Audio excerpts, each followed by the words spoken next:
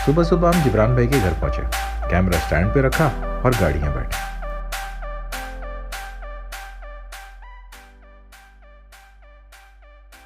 हम दोनों ने बैरियर टाउन में अपने प्लॉट्स बुक कराए थे।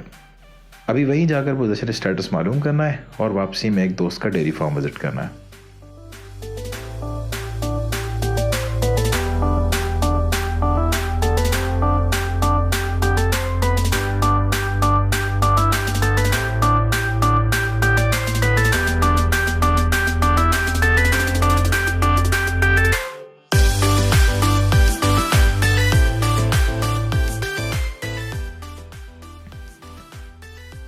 बैरियर टाउन क्योंकि शहर से दूर है तो शायद अभी यहाँ रहना मुश्किल होगा, बट प्लान यही है कि प्लॉट को बेचकर फार्म बिजनेस में पैसे की रोलिंग करेंगे। 1 से 2 और 2 से 3 भैंस की पूरी प्लानिंग थी हमारे पास।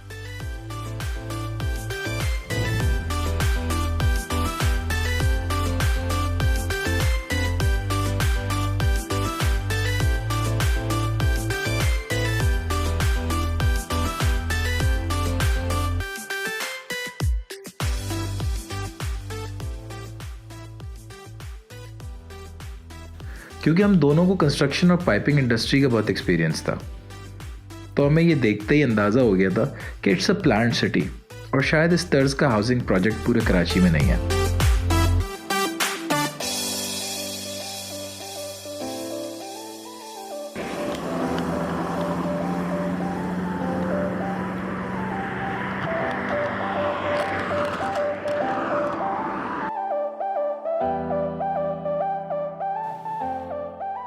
इस रोड पर ड्राइव करके हमें एक लम्हे के लिए दुबई की शेख जायद रोड याद आ गई, और सबसे इंपॉर्टेंट यहाँ का ओवरऑल सफाई का निज़ाम।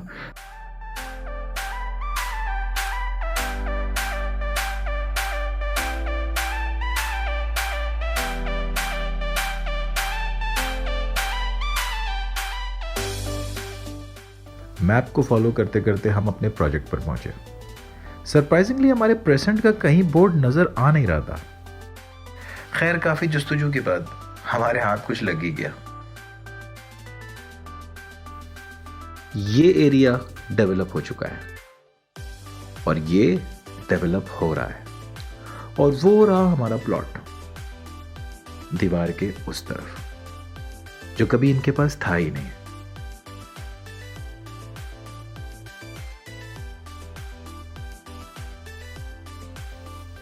मतलब 1 मिनट, आपने जमीन से ज्यादा प्लॉटिंग करी और बेची। यार, क्या इसे फ्रॉड नहीं कहते? लेकिन सवाल ये नहीं है। सवाल ये है कि जब करोड़ों रुपए के इश्तिहारात चलाए जा रहे थे तो इदारे क्या सो रहे थे?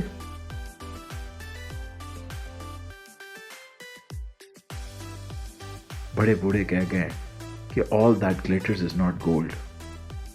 ये भी ऐसा ही मामला था। खैर, उम्मीद के साथ हम इनके हेड ऑफिस गए। अंदर मोबाइल ले जाना अलाउ नहीं था, जो कि बिल्कुल समझ से बाहर है।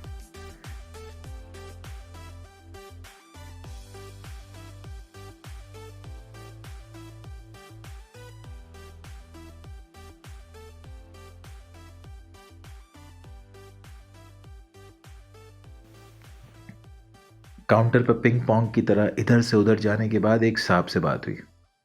मैंने उनसे निहायत मासूमियत से अपने प्लॉट का स्टेटस दरियाफ्त करा और जरा सुने इस हजीम आदमी की बातें। सर, आई सी कि आपने 12 इंस्टॉलमेंट्स पे कर दी हैं। सिंस आपका प्लॉट आउट ऑफ बाउंड्री है तो हम आपको इनवॉइस सेंड नहीं कर रहे हैं। अच्छा, तो भाई इन बाउंड्री कब होगा? सर, बस हमने रीलोकेट करना शुरू कर दिया है। जिनकी किस्तें फुल एडवांस में पेड हैं उन्हें कर रहे हैं। सर, या तो वेट कर लें या फिर रिफंड अप्लाई कर दें। वैसे मैं ये बताता चलूँ कि लास्ट ईयर वालों के रिफंड के चेक अभी तक आए नहीं हैं। मेरा तो मशवरा है कि आप खुद आकर किस्त जमा करवा दें, ताकि जब बैलेटिंग हो तो आपको प्रायोरिटी दें। क्योंकि ये फैमिली चैनल है तो मैं अपने जज्बात जब्त कर गया, लेकिन यकीन करें हम चाहते तो इस रने बेताब में लफ्ज़ी रसाकशी करते हुए इन साहब की अजीज़ा हमशीरगान और इनकी वालदा मोहतरमा की शान आलीशान में गैर शरई इजाफात कर सकते थे, मगर हमारे वालिद बुजुर्गवार ने हमें हर दम इखलाकियात का दामन कवी तर पकड़े रहने का हुक्म दिया था, वरना ऐसे बेढंगे कलिमात अदा करने पर हमारे एक ही हाथ से इनका रुखसार मिसले गुलाब लाल हो जाना था। मगर कुर्बान जाए हमारी बेमिसाल तरबियत पर जो आड़े आ गई।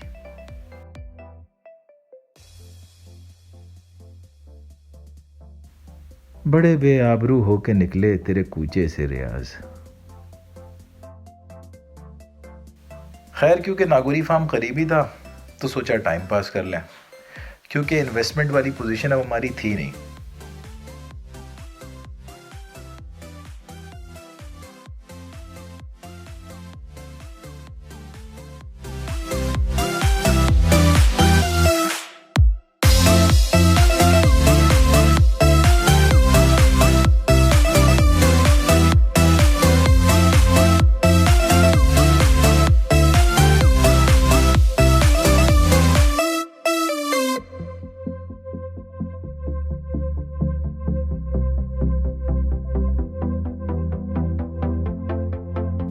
अगर आप में से वैसे कोई डेयरी फार्म का बिजनेस करना चाह रहा है तो ये समझ लें कि इस बिजनेस में मिनिमम 50 लाख से 80 लाख की इन्वेस्टमेंट दरकार है। डिटेल्स किसी और दिन आपको बताएंगे।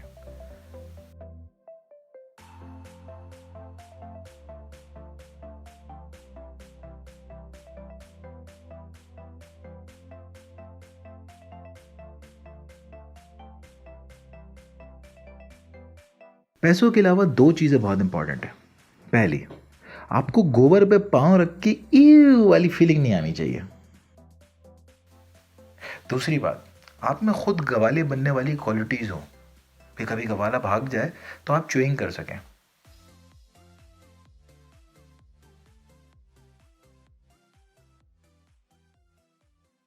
एटलीस्ट मुझे तो ये अंदाजा हो गया था।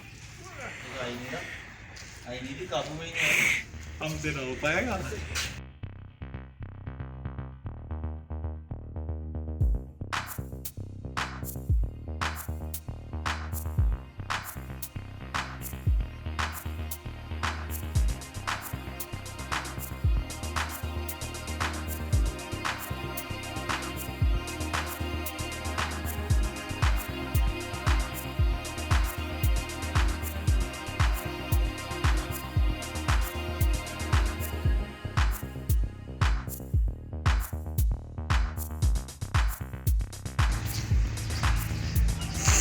जैसे काला था ना, वो बिल्कुल ब्लैक कलर में।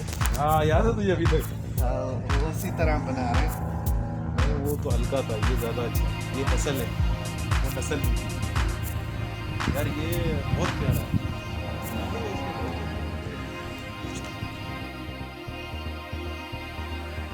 यहाँ हमारे अरमान और प्लान सब ठंडे बस्ते की नजर हो गए थे। रियलिटी ने हमें बहुत सही से चेक किया था।